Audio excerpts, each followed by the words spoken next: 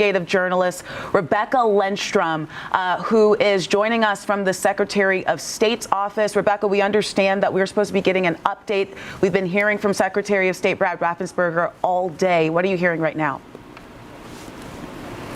We are hearing really just a positive tone. First of all, that the wait times across the state outside of those precincts that were impacted by those bomb threats have been 3-4 minutes at most.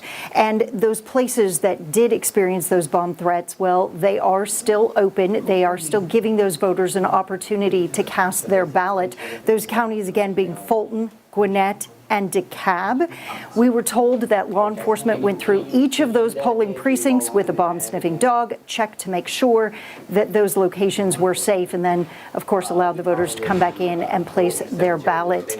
They then worked with the FBI to try to figure out exactly the source of those threats, and they're convinced that they are coming from a source in Russia, that coming from the FBI. We also had today a group of bipartisan lawmakers who said they've been studying Georgia's election process since May, and they took another tour today just to see how things were going. They came here today to say that overall they were impressed, and that includes former Republican U.S. Senator Saxby Chambliss, who said whatever the outcome of Georgia's vote, people should know that that vote was secure.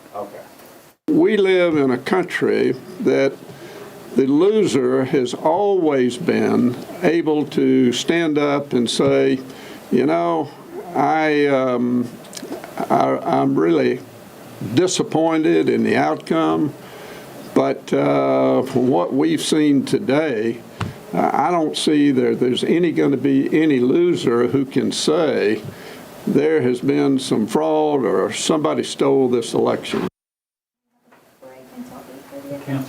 Now, throughout the state, most polls are now closed. Of course, people who were waiting in line at 7, if indeed there was a line, they are able to continue to stay in that line until they're able to cast their ballot. But once all of the polls have closed in each of the counties, as you guys were discussing earlier, they've got 1 hour to get in those results from the early vote and the absentee votes. And so that means by around 8 o'clock, we should start seeing a huge chunk of those votes coming in. Again, the counties that have been impacted by those bomb threats, they will have a little bit more time before they will have to have those results in. But when you think about more than 4 million people voted early, that is a huge chunk, about 75% of the expected vote that should be coming in around close to 8 o'clock. And so that's going to give us our first really good look of what's happening here in Georgia. Back to you.